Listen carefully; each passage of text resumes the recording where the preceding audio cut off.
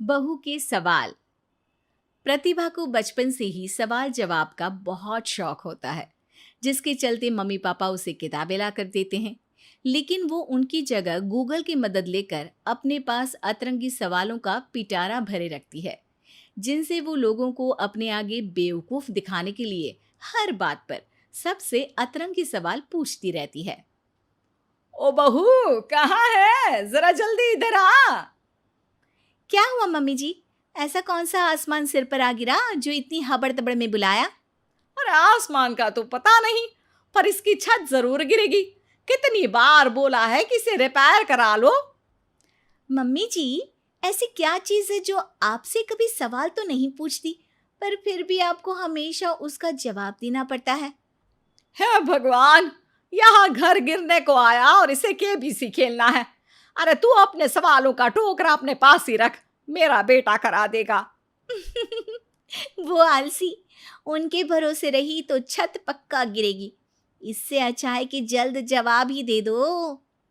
प्रतिभा की बात सुन सास असमंजस में वहीं बैठ जाती है, जिसे देख प्रतिभा मुस्कुराते हुए वहां से चली जाती है। और मती मारी गई थी जो इस सवालों की दुकान को घर ले आई। क्या हुआ माँ, इतनी परेशान क्यों बैठी हो? अरे हाँ हाँ, आजा, सब तेरी वजह से तो हुआ है। पूरी दुनिया में तुझे कोई दूसरी लड़की नहीं मिली थी शादी करने के लिए, जो इस सवाल बवाल को मेरे सिर पर ला बिठा दिया। अब क्या सवाल पूछ लिया प्रतिभा ने? इस पर सास अभय को प्रतिभा का सवाल बताती है, जिसे सुनकर अभय जोर जोर से हंसने लगता है।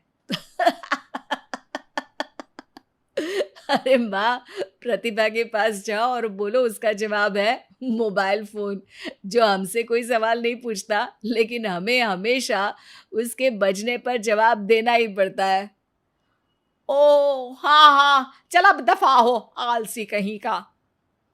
इस पर अभय के वहां से जाते ही सास प्रतिभा के पास जाकर उसे जवाब दे देती है, जिसे सुन प्रतिभा हैरान रह जाती है, लेकिन अपनी बात के चलते छत की रिपेयरिंग का काम करा देती है। मेरे सवाल का जवाब इतनी जल्दी देना मम्मी जी के बस की तो बात है नहीं। कोई मुझे इतनी जल्दी हरा दे ये कभी नहीं हुआ, और ना ही मैं होने दूंगी। अब देखो। इसके बाद तो जैसे बात प्रतिभा के अभिमान की हो जाती है, जिसमें वो सास से बदला लेने का मौका ढूंढने में जुट जाती है। एक दिन, आज ना हमें पड़ोस वाले शर्मा जी के घर डिनर पर जाना है, तो अपने सवालों को घर पर ही छोड़कर जाना, समझी? सास की बात का कोई जवाब दिए बिना प्रतिभा वहां से चली जाती है, और रात को शर्मा जी के घर पहुंचते ही उनके बच्चे के साथ खेल खेलने के बहाने अपने सवालों की गाड़ी शुरू कर देती है। पापा, आंटी बहुत सवाल करती है, मुझे उनके साथ नहीं खेलना। अरे ना ना बच्चा, आंटी आपकी नॉलेज के लिए ही तो पूछ रही होंगी ना। अच्छा तो बताओ, एक लड़की 50 फुट की सीढ़ी से गिरी, फिर भी उसे चोट नहीं लगी, क्यों? बच्चे की बात सुनकर शर्मा जी सिर खुजाते बैठ जाते हैं। अब अरे बच्चा, जाओ खिलौने से खेलो, जाओ जाओ। क्यों शर्मा जी, जवाब नहीं पता तो बच्चे को भेज रहे हैं? अरे आप सब भी क्या सवाल जवाब में लग गए, डिनर करते हैं ना। अब तो जवाब सुनकर ही खाना खाऊंगी।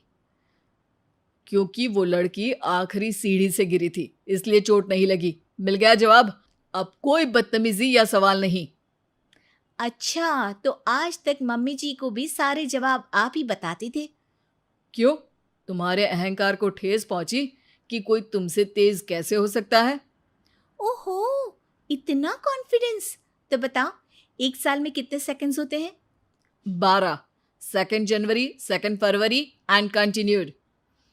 ज्यादा तेज हो। अच्छा, ऐसी क्या चीज है जिसे तुम छुए बिना पकड़ सकते हो? बात। 2 माँ और 2 बेटी पिज्जा खाने गई। सबने एक एक स्लाइस खाया, फिर भी सिर्फ 3 स्लाइस ही खा पाए। कैसे? क्योंकि उनमें एक ग्रैंड मदर है, फिर उनकी बेटी यानी कि मदर, और फिर उनकी बेटी। हो गई 2 माँ और 2 बेटी। मिल गए 3 स्लाइड का हिसाब। अरे कभी तो अपनी गूगल की दुनिया से बाहर निकलो। अपने आप को अगर इतना ही तेज समझती हो तो अब तुम मेरे सवालों का जवाब दो। कौन सा फूल सबसे अच्छा है? किसका दूध दुनिया में सबसे ज्यादा अच्छा है? कौन सी मिठास सबसे अच्छी है? अभय के सवाल सुन प्रतिभा असमंजस में पड़ चुपचाप बैठ जाती है, जिसे देख सब हैरान रह जाते हैं। प्रतिभा के पास सवाल का जवाब नहीं, ये चमत्कार कैसे हो गया? अरे कभी गूगल छोड़कर ढंग की किताबें पढ़ी होती तो पता होता। इसी तरह कुछ दिन बीत जाते हैं, जिसमें अभय का जवाब ना दे पाने की वजह से प्रतिभा सवाल पूछना बंद कर देती है, लेकिन साथ ही सुकून से रह भी नहीं पाती, जिसे देखकर एक शाम अभय प्रतिभा को कहता है।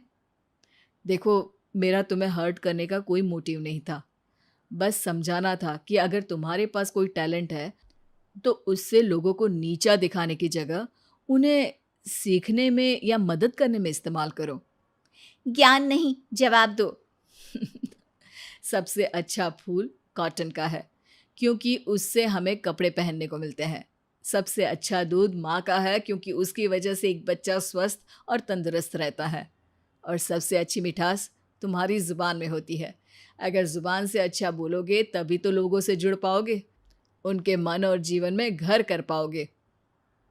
अभी भी ज्ञान ही दिया, लेकिन ऐसा जो मेरे पास नहीं था। सॉरी, मुझे कभी समझ में ही नहीं आया कि मैं कितना गलत कर रही हूँ, और ना ही किसी ने समझाया। पर अब वादा करती हूँ, गूगल से ज़्यादा किताबों में समय लगाऊंगी, और जो भी सीखूंगी उससे शो ऑफ नहीं करूंगी, लोगों की हेल्प करूंगी।